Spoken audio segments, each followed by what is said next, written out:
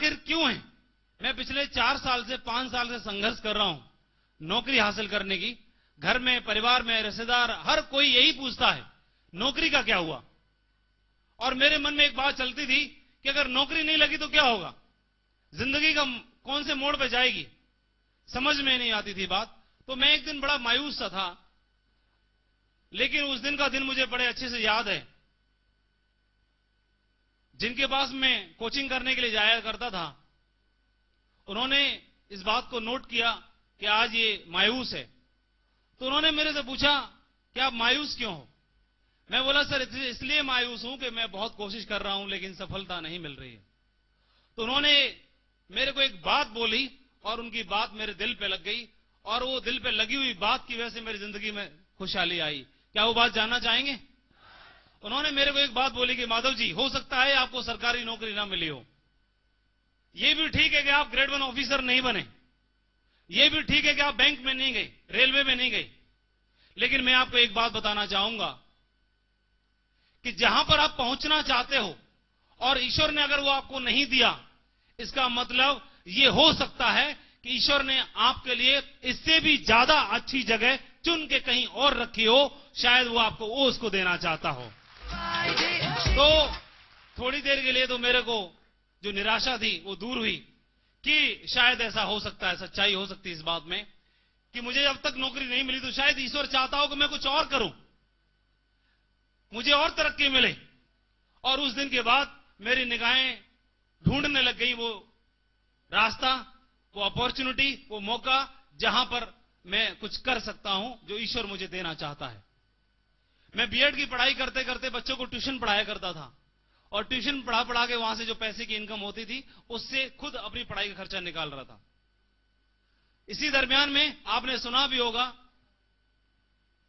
कि जहां चाह है वहां पर राह बन जाती है।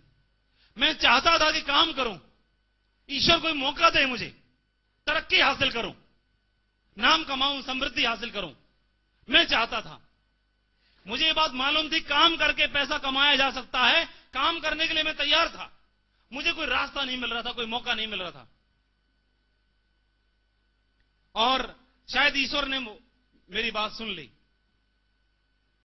उसी दरमियान में बीएड की पढ़ाई करते हुए मुझे किसी एक देवदूत के माध्यम से सिक्योर लाइफ बिजनेस को देखने का मौका मिला। इस बिजनेस को जिस तरह से बाकी लोग ज्वाइन करते हैं, बड़ी जद्दोजहद के बाद मन में ढेर सारे क्वेश्चन क्वेरी आते हैं, मेरे मन में भी आए। उनको दूर करने के बाद जैसे तैसे मैंने इस बिजनेस को ज्वाइन किया, और ज्वाइन करने के बाद मेरे मन में उमंगें थी कि मैं भी इस बिजनेस में कामयाबी हासिल करूंगा। स्टेज पर इतने सारे लोग आ रहे हैं, ये लोग स्टेज पर पहुंच सकते हैं तो मैं भी पहुंच सकता हूं, ये लोग कामयाबी हासिल कर सकते हैं तो मैं भी कर सकता हूं। मन में ढेर सारी उमंगें लेके मैंने काम करने की शुरुआत कर दी। बड़े जोश में मैं काम कर रहा था, कोई दिक्कत नहीं, करके दिखाएंगे। एक दिन का वाकया मुझे अच्छे से याद है, मैं आपके बीच में शेयर करना चाहूंगा। एक दिन में 2 कार, एम्बेसडर कार थी, उन दोनों कारों में 5-5 लोगों को बिठा करके एक मीटिंग में उनको लेकर के गया, और मुझे पता चला उस दिन के सीनियर आए हुए हैं आज इस मीटिंग में। तो मैं बड़ा खुश हुआ कि अगर सीनियर आए हुए हैं तो इनसे इन लोगों को मिलवा देंगे तो इनकी बात जल्दी समझ में आ जाएगी, क्योंकि मिलने वाले मेरे हैं तो मेरी बात ज्यादा समझ में ना आए, लेकिन सीनियर की बात ज्यादा समझ में आएगी, तो इनसे मुलाकात करवाता हूं। ये सोच करके मैं मीटिंग में सब लोगों को बिठा दिया, और मैं इंतजार करने लगा मीटिंग खत्म होने का, कि कब मीटिंग खत्म हो और मैं अपने लोगों को सीनियर से मुलाकात करवाऊं, ताकि जो लोग ज्वाइन कर लें। और मेरे दिमाग में एक ही बात चल रही थी कि जैसे तैसे करके मेरे को 2 लोगों को ज्वाइन कराना है। कितने को ज्वाइन कराना है? हर आदमी चाहता है, मैं भी चाहता था मेरे 2 लोग ज्वाइन करें। मीटिंग खत्म होने के बाद मैं सीनियर के पास में गया और मैंने उनसे रिक्वेस्ट की कि मेरे साथ में कुछ लोग आए हुए हैं और मैं चाहता हूं आप उनसे मिल लीजिए। उन्होंने मेरी रिक्वेस्ट को माना, और मैंने सभी लोगों को एक गोल शेप में बिठा के रखा हुआ था पहले से। जैसे ही सीनियर उनके पास में गए, मेरे अपलाइन वहां पर बैठे, और उनसे पूछा, आप लोगों को ये जानकारी कैसी लगी, अच्छी लगी? तो उनमें से एक व्यक्ति बोल पड़ा, जो 10 लोग आए थे मेरे साथ में, कि वो जानकारी जो आपने दिखाई वो सारी चीजें अच्छी हैं, बढ़िया हैं, लेकिन हमें एक बात बताइए कि इन सारी चीजों की गारंटी क्या है। तो मेरे को ज्यादा कोई परेशानी नहीं हुई। उन्होंने जैसी गारंटी मांगी तो मेरे को तो मालूम थी कि आज से पहले मेरे को भी पूछते थे गारंटी क्या है, तो मैं तो यही बोलता था भाई गारंटी है, बहुत बड़ी कंपनी है, बहुत बड़ा काम होगा, मैं तो ऐसे समझाता था, लेकिन ज्वाइन तो कोई भी नहीं हुआ। लेकिन आज मुझे डर नहीं लगा, बोला आज तो सीनियर सामने बैठे हैं, पूछो आप, एक नहीं 4 पूछो, कोई प्रॉब्लम नहीं है। तो सीनियर ने उनको क्या जवाब दिया जानना चाहोगे? जानना चाहोगे? उन्होंने बोला कोई गारंटी नहीं मेरे भाई। और जैसे ही उन्होंने बोला कोई गारंटी नहीं है मेरे भाई, लाइन खत्म नहीं हो पाई, उससे पहले 10 की 10 कुर्सी खाली हो गई। मैं बोला जादू हो गया, कहां गए सारे? सारे भाग गए। वो सारे 10 लोग वापस चले गए उस दिन। इस बात का मेरे को दुख नहीं हुआ। दुख इस बात का हुआ कि इस अगले आदमी ने, मेरे सीनियर ने ऐसे क्यों बोला। इनको तो कुछ और बोलना चाहिए था, भाई कंपनी बहुत बढ़िया है, गारंटी है, ऐसे करके बोलना चाहिए था। ज्वाइन करते नहीं करते कोई बात नहीं थी। फिर मैंने सोचा कोई बात नहीं, आज के बाद तो हम भी रिटायरमेंट ले ही रहे हैं, और लेकिन मैं इनसे पूछूंगा जरूर कि इन्होंने ऐसा क्यों बोला। शाम को उनसे मैं वक्त लेकर के उनसे मिलने के लिए गया, सिर्फ इस बात के लिए कि आपने ऐसा क्यों बोला, ये मुझे बताइए।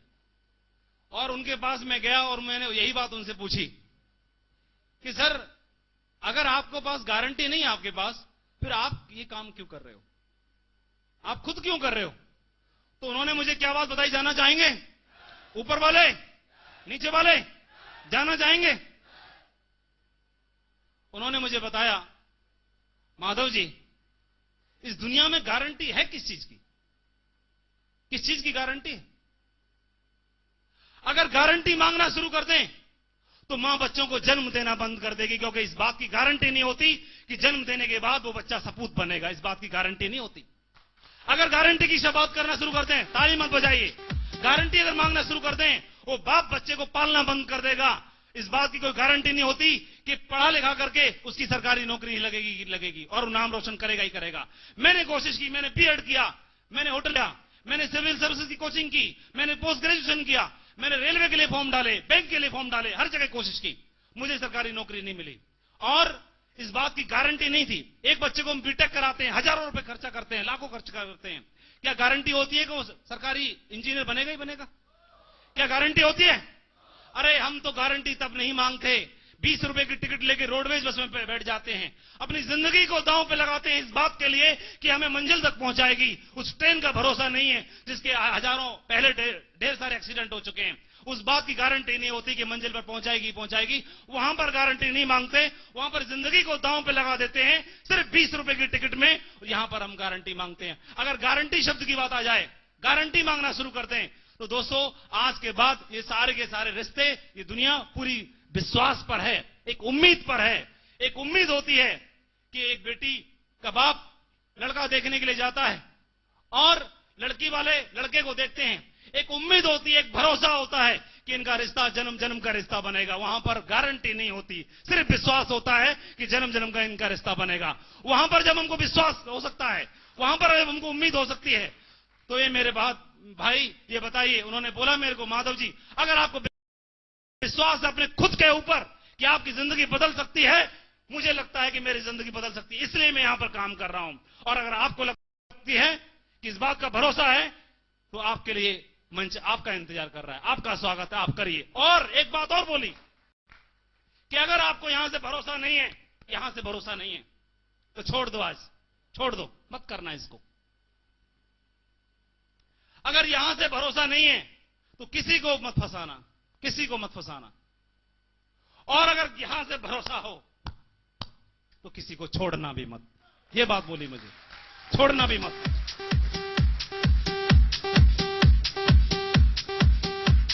और उस दिन मैंने अपनी अपलाइन को वादा किया, कमिटमेंट किया इस बात का कि डायमंड तो मैं बन के दिखाऊंगा, चाहे कुछ भी क्यों ना हो जाए। इस बात का मैं आपको कमिटमेंट करता हूं कि जब भी आप मुड़ के देखोगे, आपको माधव पीछे चलता हुआ जरूर दिखाई देगा। इस बात का मेरा कमिटमेंट है। अब मुझे कंपनी से मतलब नहीं है, अब मुझे केवल सफलता से मतलब है। इस बात का मैंने उस दिन कमिटमेंट किया, मैंने काम करने की शुरुआत की। और दोस्तों, उस दिन का दिन है और आज का दिन है। पिछले 8.5 साल में मैंने कोई खास नहीं किया, मैंने कोई अलग नहीं किया, सिर्फ मैंने एक ही काम किया है। पिछले 8.5 साल में लगातार हर दिन सिर्फ और सिर्फ मैंने काम किया है और कुछ नहीं किया। सिर्फ काम किया है। काम करने की बदौलत मैं आज यहां पर हूं। सिर्फ काम करने की वजह से मैं आपके सामने यहां पर हूं। मैं ऐसे परिवार से हूं जिस परिवार ने एक साथ 1 लाख रुपए नहीं देखे बिफोर सिक्योर लाइफ। 1 लाख रुपए कितने होते हैं ये मेरे परिवार ने नहीं देखे थे। लेकिन थैंक्स सिक्योर लाइफ अपॉर्चुनिटी का कि उसी माधव के साथ पूरे हिंदुस्तान में आज 1 लाख लोगों की टीम काम कर रही है। ये बिजनेस की पावर है।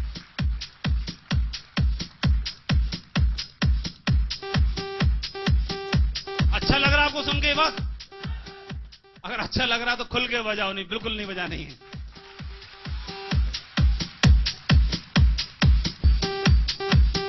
Thank you. बात जानना चाहता हूं, उस दिन अगर मैं वापस चला जाता तो क्या करता? जिंदगी में जिंदगी भर जीवन भर का संघर्ष था, यह बात मुझे मालूम थी। आज मैं ऊपर वाले को सैल्यूट करता हूं, सजदा करता हूं इस बात का, बार बार धन्यवाद देता हूं, शुक्रगुजार हूं ऊपर वाले का, मालिक का, क्योंकि मुझे मालूम है, आप भी जानते हैं कि कहते हैं कि ऊपर वाले की मर्जी के बिना तो पत्ता भी नहीं हिलता है। उसने सद्बुद्धि दी, मैंने बिजनेस करने का संकल्प लिया। अगर मुझे उस व्यक्ति की बात भी याद आती है जिसने बोला था कि कोई ऐसा रास्ता है, कोई ऐसी जगह है जो आपका इंतजार कर रही है। मुझे उस समय नहीं मालूम था कि सिक्योर लाइफ में डायमंड की सीट मेरा इंतजार कर रही है। मुझे तो सिक्योर लाइफ का डायमंड बनना था। दोस्तों, अगर मैं आपसे पूछता हूं, मैं अगर बैंक में क्लर्क बन जाता तो क्या होता? 1 साल नौकरी करता, पैसा मिलता, दूसरी साल काम करता, पैसा मिलता, 10 साल काम करता, पैसा मिलता, काम नहीं करता तो पैसा नहीं मिलता। इस बात से कितने लोग सहमत हैं? बिल्कुल सारे सहमत हैं। अगर मैं रेलवे में जॉब मिल जाता मुझे, तो मैं काम करता तो पैसा मिलता और काम नहीं करता तो पैसा नहीं मिलता। अगर मैं क्लास 1 ऑफिसर बन जाता, क्लास 1 ऑफिसर बनने के बावजूद भी मैं काम करता, पैसा मिलता और काम नहीं करता तो पैसा नहीं मिलता, है कि नहीं? काम करता तो पैसा मिलता, काम नहीं करता तो नहीं मिलता।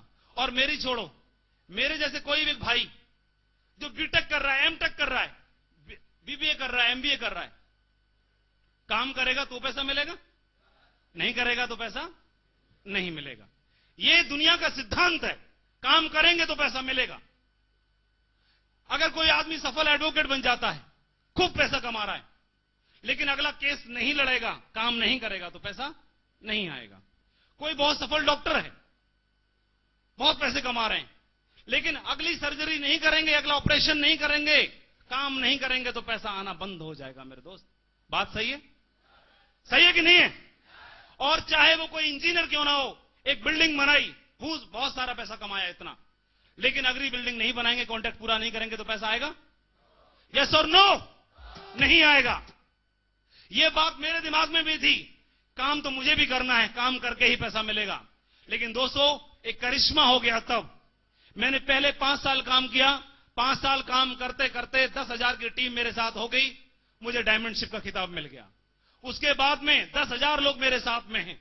पहले 5 साल मैंने काम किया, 5 साल काम करने के बाद करिश्मा क्या हुआ, मेरी बीएड करने के बाद सरकारी नौकरी भी लगी, लेकिन सरकारी नौकरी करते हुए 62 साल की उम्र में जो रिटायरमेंट मुझे मिलना था, वो रिटायरमेंट सिक्योर लाइफ में मात्र 5 साल काम करके मुझे 30 साल की उम्र में मिल गया। जो रिटायरमेंट 62 साल की उम्र में मिलना था, वो रिटायरमेंट सिर्फ 30 साल की उम्र में मिला। मैंने सिक्योर लाइफ से नाम, पैसा, सम्मान, समृद्धि के साथ साथ समय कमा लिया। मेरे दोस्त, जीवन के अनमोल 32 साल कमा लिए। पैसा कोई कहीं से भी कमा सकता है, लेकिन समय कमाने का मौका हर एक के पास नहीं है। ये मौका तो केवल सिक्योर लाइफ यही मिलता है और कहीं नहीं मिलता है।